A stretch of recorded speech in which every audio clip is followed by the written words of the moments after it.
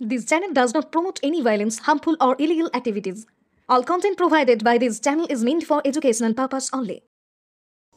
দাসপুরের রাজনগর এলাকায় শিলাবতী নদীর কালস বা ডাঙ্গাবাঁধ মেরামতের দাবিতে হাতে প্ল্যাকার্ড নিয়ে রাজ্য সড়কের উপর টায়ার জ্বালিয়ে পথ অবরোধ করে বিক্ষোভ গ্রামবাসীদের। ঘটনা পশ্চিম মেদিনীপুর জেলা দাসপুর থানার ঘাটাল মেদিনীপুর রাজ্য সড়কের রাজনগর এলাকায়।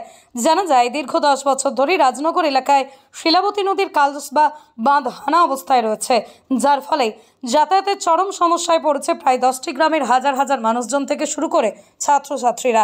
নদীর এই বাঁধ মেরামতের দাবিতে লিখিত অভিযোগ জানিয়েছেন গ্রামবাসীরা।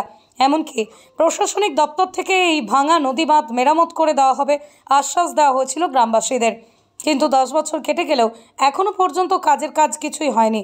তাই আজ ক্ষিপ্ত হয়ে গ্রামবাসীরা ঘাটাল মেদিনীপুর রাজ্য সড়কের রাজনগর এলাকায় রাস্তার উপর টায়ার জ্বালিয়ে পথ অবরোধ পুড়ে বিক্ষোভ দেখায় গ্রামবাসীরা। বেশ কিছুক্ষণ অবরোধের ফলে তীব্র যানজট দেখা যায় ঘাটাল মেদিনীপুর রাজ্য সড়কের রাজনগর এলাকায়। খবর পেয়ে ঘটনাস্থলে পৌঁছয় দাসপুর থানার পুলিশ।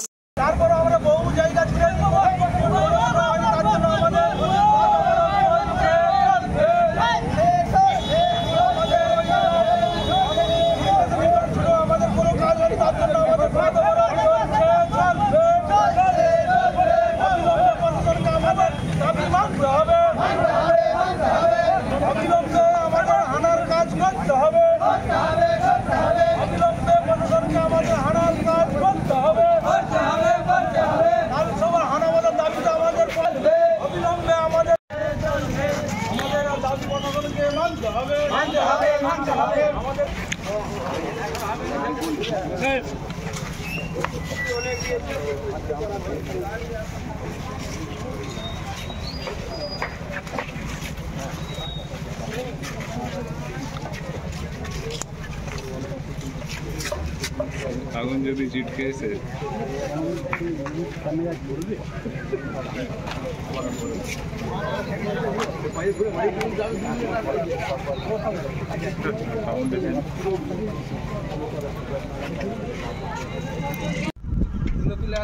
মাটি হয়ে গেছে।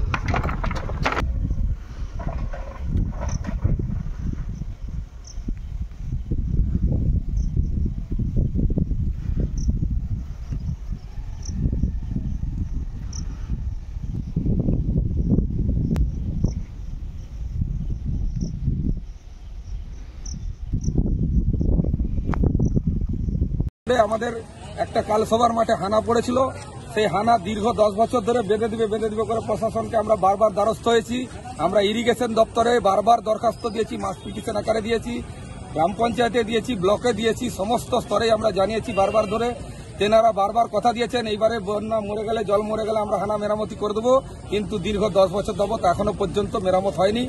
ওই শুধু রাজনগর পশ্চিমের ওই এলাকার নয়, ওই বাঁধ দিয়ে প্রায় কেউ ঘাটাল থানার 10-15টা গ্রামের মানুষ আসা যাওয়া করে, ভীষণ অসুবিধার মধ্যে মানুষ পড়েছে। তাই বিরক্ত হয়ে বাধ্য হয়ে আজকে তারা পথ অবরোধে নামতে বাধ্য হয়েছে। আপনার নাম? আমার নাম আশিস দোলে। অবরোধটা কেন? অবরোধটা এখানে 5-7 বছর আগে থেকে দাবি, তখন একবার এরকম পথ অবরোধ হয়েছিল, কিন্তু প্রশাসন এসে কথা দিয়েছিল, কথা রাখেনি, শুধু বাঁশের সাঁকো দিয়েই ব্যস্ত।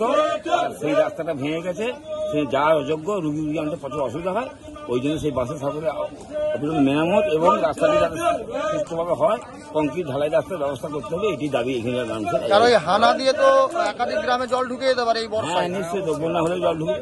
বাগানো হয়েছে? না, হয়নি। ভয়ঙ্কর দৃশ্য দেখলে ভয় লেগে যাবে।